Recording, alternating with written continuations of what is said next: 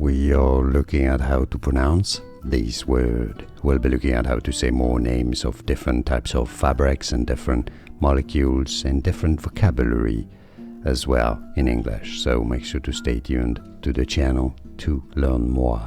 A type of plastic, as you can see, and you can make clothing as well out of it. So how do you pronounce this? Let's break it down. Acrylic. Acrylic. You have that stress on the second syllable, okay? And that's both for British English and American English pronunciations. Both pronunciations are very similar. Acrylic. Acrylic.